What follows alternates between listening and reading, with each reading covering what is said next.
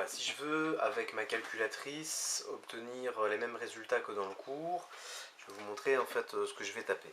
Sur cette calculatrice ici qui est une Casio, alors en espérant que tout fonctionne bien, je vous montre la touche qui est intéressante, c'est celle-ci, ça c'est la touche puissance.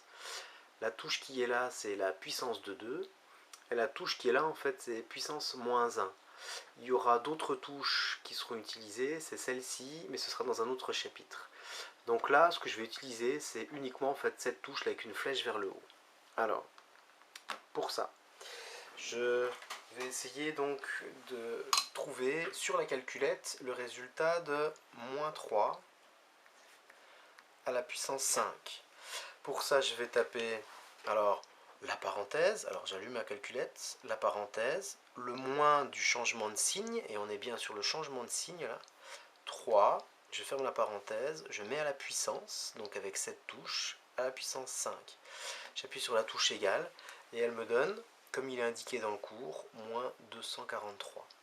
Donc j'ai bien mis les parenthèses, j'ai bien mis la touche de changement de signe, et puis la touche puissance, donc avec la flèche vers le haut. Maintenant dans le cours, il y a également comme exemple moins 2 à la puissance 8. Pour faire ça, parenthèse, changement de signe, 2, je ferme la parenthèse, donc c'est tout le moins 2 que je vais mettre à la puissance, j'appuie sur cette touche là, puissance 8 égale, et on tombe sur 256. On repère que c'est bien un nombre positif, parce qu'il y a 8 facteurs, donc un nombre pair de facteurs négatifs, résultat en fait effectivement un nombre positif. Et maintenant dans le cours, on a comme exemple moins 2 à la puissance 8.